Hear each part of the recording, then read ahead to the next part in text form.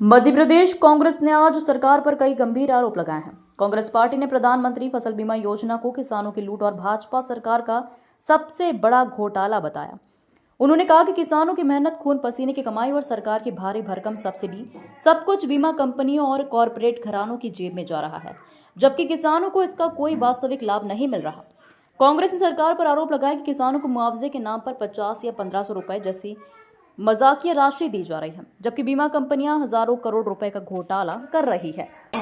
देखिए, आज पत्रकार वार्ता के माध्यम से हमने सिलसिलेवार तरीके से पूरे मध्य प्रदेश के वो आंकड़े जिलेवार, तहसीलवार, गांववार और वर्षवार प्रस्तुत किए हैं कि फसल बीमा योजना में किसानों से जो लाखों करोड़ रुपया प्रीमियम के तौर पे वसूला गया, वो प्रीमियम की राशि भी राज्य सरकार ने किसानों को नहीं लौटाई है। फसल बीमा कंपनी और राज्य सरकार में बैठे भारतीय जनता पार्टी के लोग तालमेल के साथ बीमा कंपनियों के साथ कमीशनखोरी का व्यापार चला रहे हैं। किसान को जमा प्रीमियम की अंश पूंजी भी नहीं मिलती है, जबकि उसकी क्षतिपूर्ति तो कहीं ज्यादा है।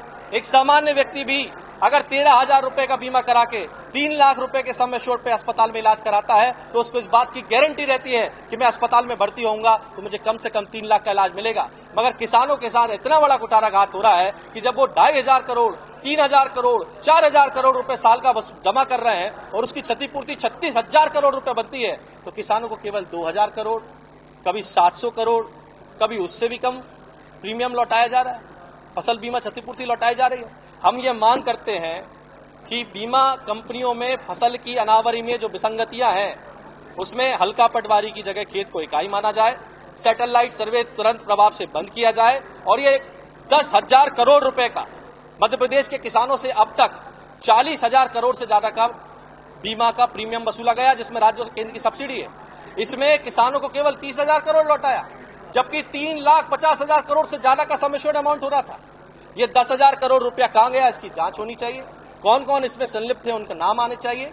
और जो मांग हमने करी है कि अगर फसल क्षतिपूर्ति में किसान की अतिवृष्टि तुरंत हो जाती है, बीमा के बीज डालने के बाद, किसान के बीज डालने के बाद, तो उसे 100% नुकसान माना जाए। हमने ये बता दिया है कि केंद्रीय कृषि मंत्री के लोकसभा क्षेत्र विदिशा रायसेन में और खुद राज्य के कृषि मंत्री जिनकी विधानसभा सुमावली है, उसमें भी किसानों को शून्य बीमा मिला है।